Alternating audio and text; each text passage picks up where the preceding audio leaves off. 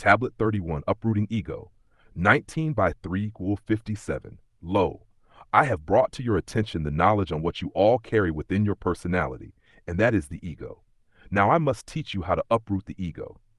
It must be evident by now that being righteous, being a child of the Elohim, an Elo, or El meditating and being saved, or being religious entails far more than just making a claim. Sitting with eyes closed and legs crossed saying, I'm God, or lip confessions.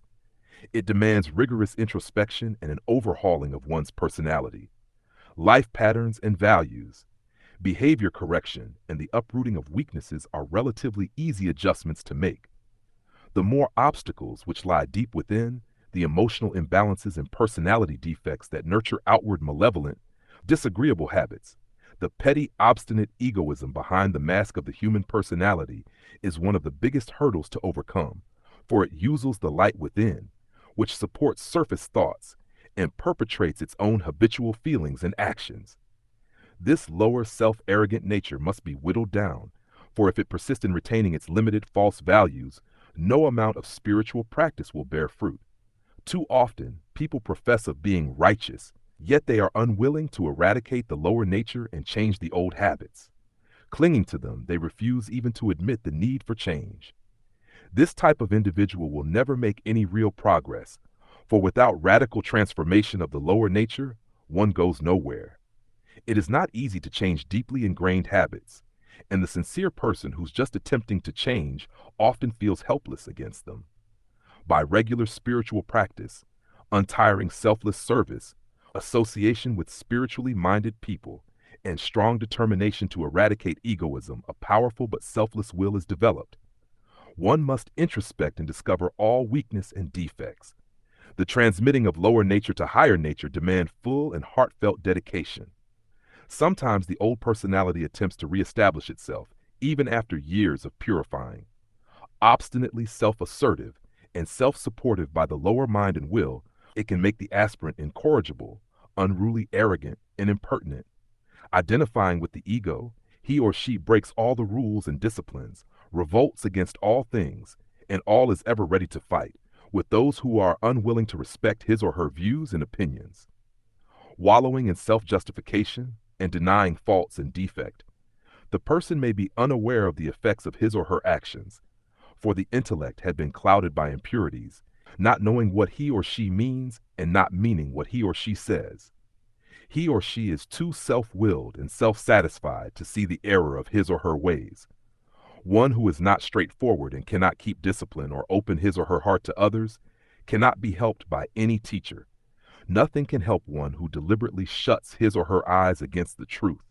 Such a person, instead of making progress along life's path, it remains stuck in the mirror of his or her own creation. If there is any recognition that something is wrong, the slightest attempt to improve, or even a slightly receptive attitude, then the errors can be corrected. One who is frank with his or her teacher and him or herself begins to realize the nature and source of his or her defects. He or she is soon on the way to improving his or her life. Tablet 31 is all about the ego, that stubborn part of us that clings to pride, selfishness, and bad habits. It explains that real spiritual growth can't happen unless we strip away the ego and transform our lower self. 1. The ego is the problem. Everyone carries an ego within them, and it's the main obstacle to growth. It fuels pride, stubbornness, jealousy, and the need to always be right. 2. Religious talk isn't enough. Simply saying I'm God or practicing rituals without real change means nothing. True spirituality requires self-reflection and a transformation of character. 3. Change is hard but possible.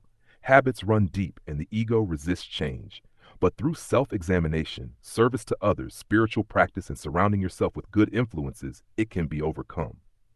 4. Signs of ego at work: arrogance and stubbornness, refusing to admit mistakes, justifying wrong behavior, fighting others just to protect opinions, ignoring advice or truth when it challenges pride. 5. Hope for improvement. If a person even admits they need to change and is willing to listen, growth can begin.